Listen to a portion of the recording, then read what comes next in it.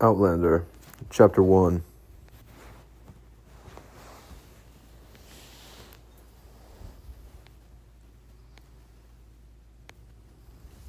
People disappear all the time. Ask any policeman. Better yet, ask a journalist. Disappearances are bread and butter to journalists. Young girls run away from home. Young children stray from their parents and are never seen again. Housewives reach the end of their tether and take the grocery money and a taxi to the station. International financiers change their names and vanish into the smoke of imported cigars. Many of the lost will be found, eventually, dead or alive. Disappearances, after all, have explanations, usually. Part 1. Inverness, 1949. Inverness? Chapter 1. A New Beginning. It wasn't a very likely place for disappearances, at least at first glance. Miss Baird's was like 1,000 other Highland bed and breakfast establishments in 1945. Clean and quiet, with fading floral wallpaper, gleaming floors, and a coin-operated hot water geyser in the lavatory. Miss Baird herself was squat and easygoing, and made no objection to Frank lining her tiny rose-sprigged parlor with the dozens of books and papers from which he always traveled. I met Miss Baird in the front hall on my way out. She stopped me with a pudgy hand on my arm and patted at my hair. "Dear me, Miss Randall, you cannot go out like that. Here, just let me tuck that bit in for you. There, that's better. You know, my cousin was telling me about a new perm she tried. Comes out beautiful and holds like a dream. Perhaps you should try that kind next time." I hadn't the heart to tell her that the waywardness of my light brown curls was strictly the fault of nature, and not due to any dereliction on the part of the permanent wave manufacturers. Her own tightly parceled wave suffered from no such perversity. "Yes, I'll do that, Miss Baird," I lied. "I'm just going down to the village to meet Frank. We'll be back for tea." I ducked out the door and down the path before she could detect any further defects in my undisciplined appearance. After 4 years as a Royal Army nurse, I was enjoying the escape from uniforms and rationing by indulging in brightly printed, light cotton dresses, totally unsuited for rough walking through the heather. Not that I had originally planned to do a lot of that. My thoughts ran more on the lines of sleeping late in the mornings and long, lazy afternoons in bed with Frank, not sleeping. However, it was difficult to maintain the proper mood of languorous romance with Miss Baird industriously hoovering away outside our door. "That must be the dirtiest bit of carpet in the entire Scottish Highlands," Frank had observed that morning as we lay in bed listening to the ferocious roar of the vacuum in the hallway. "Nearly as dirty as our landlady's mind," I agreed. "Perhaps we should have gone to Brighton after all." We had chosen the Highlands as a place to holiday before Frank took up his appointment as a history professor at Oxford, on the grounds that Scotland had been somewhat less touched by the physical horrors of war than the rest of Britain, and was less susceptible to the frenetic post-war gaiety that infected more popular vacation spots. And without discussing it, I think we both felt that it was a symbolic place to reestablish our marriage. We had been married and spent a 2-day honeymoon in the Highlands, shortly before the outbreak of war 7 years before. A peaceful refuge in which to rediscover each other, we thought, not realizing that, while golf and fishing are Scotland's most popular outdoor sports, gossip is the most popular indoor sport. And when it rains as much as it does in Scotland, people spend a lot of time indoors. "Where are we going?" I asked, as Frank swung his feet out of bed. "I'd hate the dear old thing to be disappointed in us," he answered. Sitting up on the side of the ancient bed, he bounced gently up and down, creating a piercing, rhythmic squeak. "Er-ee." The hoovering in the hall stopped abruptly. After a minute or two of bouncing, he gave a loud, theatrical groan and collapsed backwards into a twang of protesting springs. I giggled helplessly into a pillow, so as not to disturb the breathless silence outside. Frank waggled his eyebrows at me. "You're supposed to moan ecstatically, not giggle," he admonished in a whisper. She'll think I'm not a good lover." "You'll have to keep it up for longer than that if you expect ecstatic moans," I answered. 2 minutes doesn't deserve any more than a giggle." "Inconsiderate little wench. I came here for a rest, remember? Lazy bones. You'll never manage the next branch on your family tree unless you show a bit more industry than that." Frank's passion for genealogy was yet another reason for choosing the Highlands. According to one of the filthy scraps of paper he lugged to and fro, some tiresome ancestor of his had had something to do with something or other in this region back in the middle of the 18th, or was it 17th century? If I end as a childless stub on my family tree, it will undoubtedly be the fault of our untiring hostess out there. After all, we've been married almost 8 years. Little Frank Jr. will be quite legitimate without being conceived in the presence of a witness. If he's conceived at all, I said pessimistically. We had been disappointed yet again the week before leaving for our Highland retreat. With all this bracing fresh air and healthy diet, how could we help but manage here? Dinner, the night before, had been herring, fried. Lunch had been herring, pickled, and the pungent scent now wafting up the stairway strongly intimated that breakfast was to be herring, kippered. Unless you're contemplating an encore performance for the edification of Miss Baird, I suggested, you'd better get dressed. Aren't you meeting that person at 10? That parson at 10? The Reverend Dr. Reginald Wakefield, vicar of the local parish, was to provide some rivetingly fascinating baptismal registers for Frank's inspection, not to mention the glittering prospect that he might have unearthed some moldering army despatches, or some such that mentioned the notorious ancestors. "What's the name of that great-great-great-great-grandfather of yours again?" I asked. "The one that mucked about here during one of the risings. I can't remember if it was Willie or Walter. Actually, it was Jonathan." Frank took my complete disinterest in family history placidly, but remained always on guard, ready to seize the slightest expression of inquisitiveness as an excuse for telling me all facts known to date about the early Randalls and their connections. His eyes assumed the fervid gleam of the fanatic lecturer as he buttoned his shirt. Jonathan Wolverton Randall, Wolverton for his mother's uncle, a minor knight from Sussex. He was, however, known by the rather dashing nickname of Black Jack, something he acquired in the army, probably during the time he was stationed here. I flopped face down on the bed and affected to snore. Ignoring me, Frank went on with his scholarly exegesis. He bought his commission in the mid-30s, 1730s, that is, and served as a captain of dragoons. According to those old letters Cousin May sent me, he did quite well in the army. Good choice for a second son, you know. His younger brother followed tradition as well by becoming a curate, but I haven't found out much about him yet. Anyway, Jack Randall was highly commended by the Duke of Sandringham for his activities before and during the 45, the second Jacobite Rising, you know. He amplified for the benefit of the ignorant amongst his audience, namely me. "You know, Bonnie Prince Charlie and that lot?" "I'm not entirely sure the Scots realized they lost that one," I interrupted, sitting up and trying to subdue my hair. "I distinctly heard the barman at that pub last night refer to us as Sassenachs." "Well, why not?" said Frank equably. "It only means Englishman, after all, or at worst, Outlander, and we're all of that. I know what it means. It was the tone I objected to." Frank searched through the bureau drawer for a belt. He was just annoyed because I told him the ale was weak. I told him the true Highland brew requires an old boot to be added to the vat, and the final product to be strained through a well-worn undergarment. Ah, that accounts for the amount of the bill. Well, I phrased it a little more tactfully than that, but only because the Gaelic language hasn't got a specific word for drawers. I reached for a pair of my own, intrigued. "Why not? Did the ancient Gaels not wear undergarments?" Frank leered. "You've never heard that old song about what a Scotsman wears beneath his kilts?" "Presumably not gents' knee-length step-ins," I said dryly. "Perhaps I'll go out in search of a local kilt wearer whilst you're cavorting with Vickers and ask him." "Well, do try not to get arrested, Claire. The din of St. Giles College would like it at all." In the event, there were no kilt wearers loitering about the town square or patronizing the shops that surrounded it. There were a number of other people there, though, mostly housewives of the Miss Baird type, doing their daily shopping.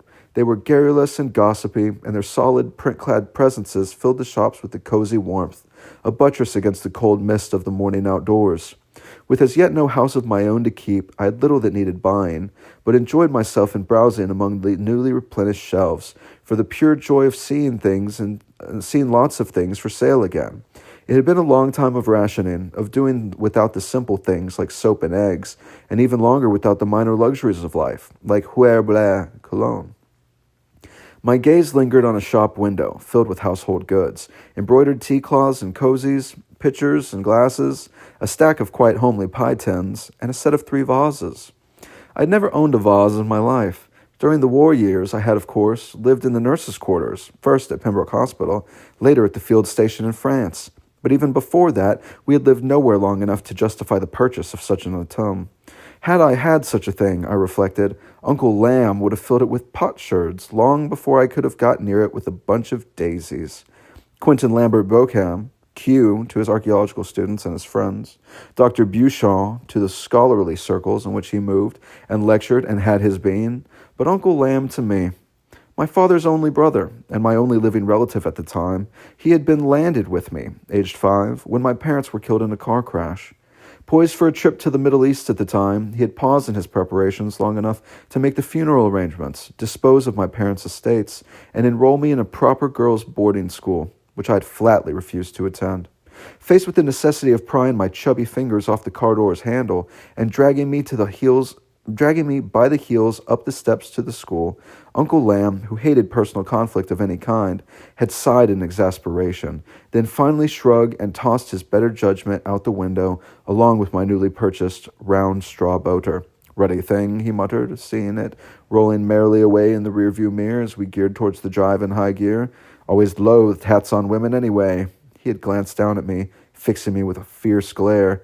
"One thing," he said in awful tones, "you are not to play dolls with my Persian grave figurines. Anything else but not that. Got it?"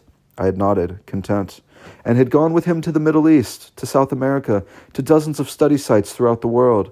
Had learned to read and write from the drafts of journal articles, to dig latrines and boil water, and to do a number of other things not suitable for a young lady of gentle birth, until I had met the handsome, dark-haired historian who came to consult Uncle Lamb on a point of French philosophy as it related to Egyptian religious practice.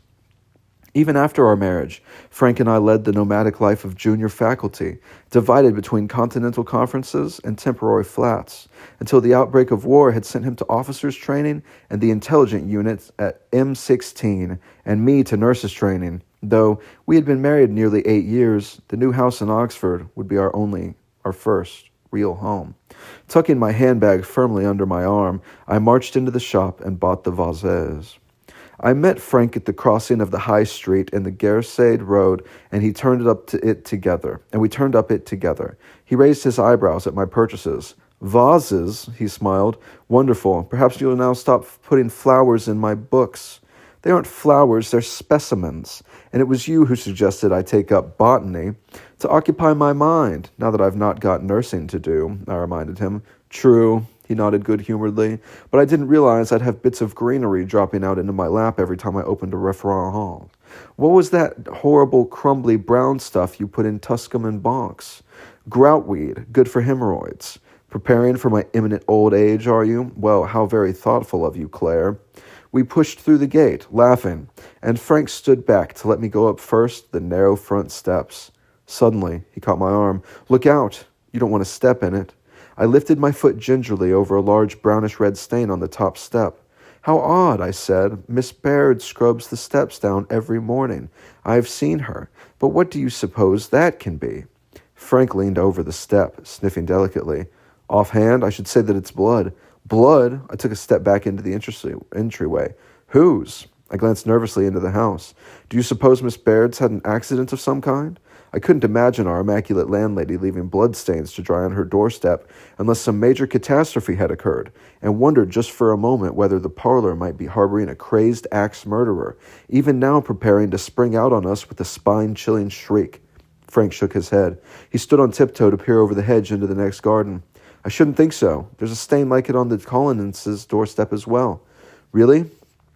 I drew closer to Frank, both to see over the hedge and for moral support.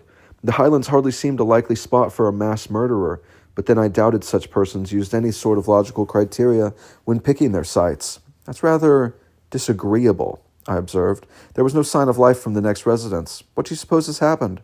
Frank frowned, thinking, then slapped his hand briefly against his trouser leg in inspiration.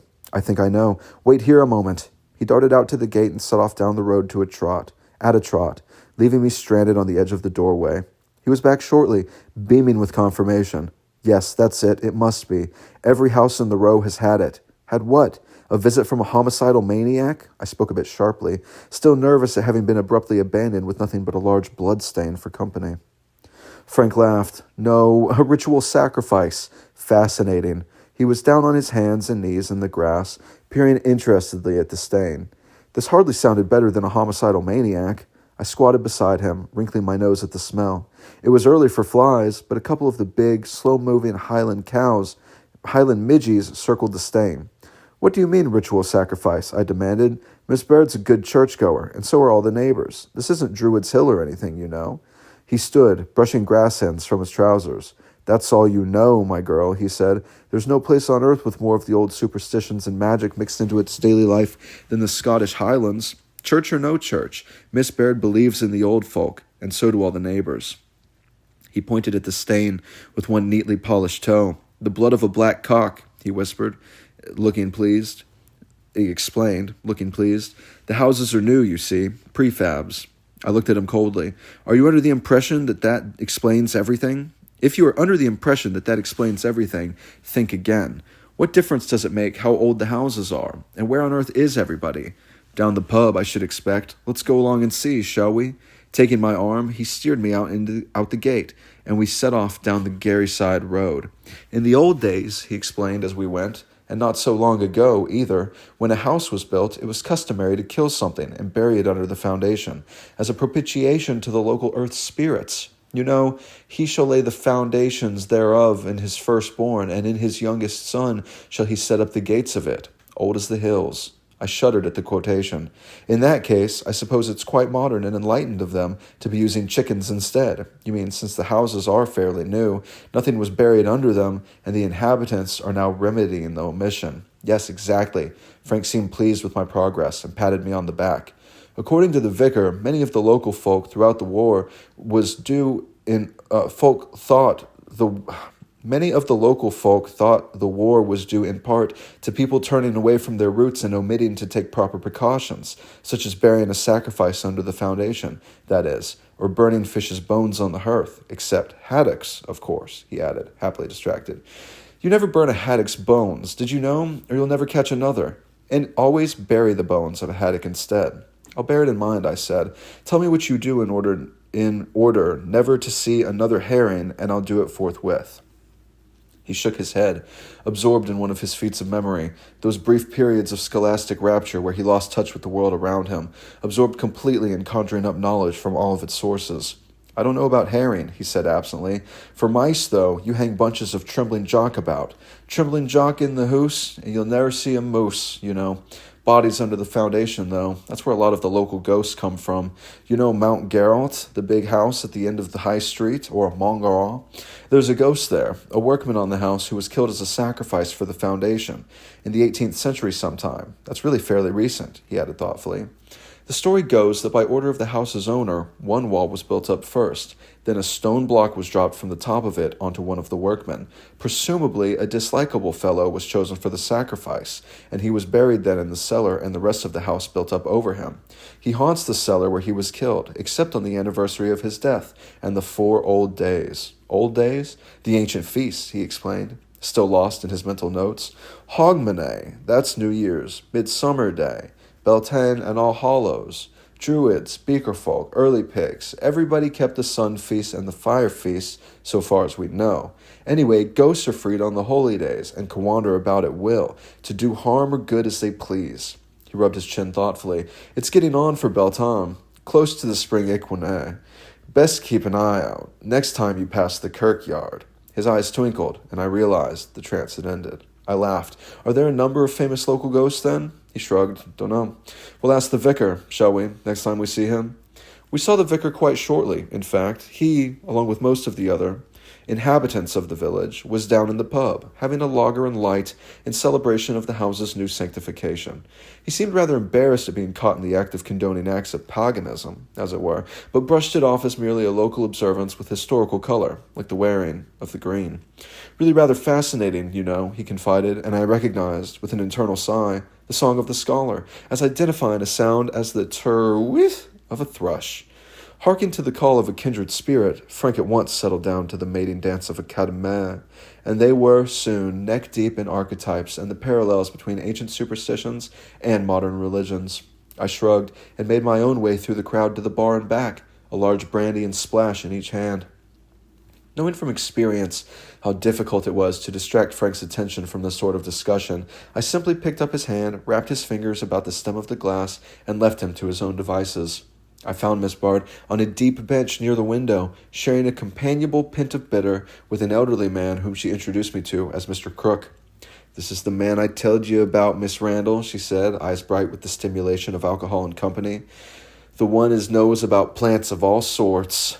Miss Randall's Vera much interested in the wee plants, she confided to her companion, who inclined his head in a combination of politeness and deafness. Presses them in books and stuff. Do ye indeed? Mr. Crook asked. One tufted white brow raised in interest. I've some presses, the real ones, mind, for plants and such. Had them from my nephew when he come up from university for his holiday. He brought them for me, and I'd not the heart to tell him I never uses such things. Hanging's what's wanted for herbs, you can, or maybe to be dried on a frame and put on a bit of gauze, bag, or a jar. But whatever you'd be after squashing the wee things flat, I've no idea. Well, to look at, maybe, Miss Baird interjected kindly.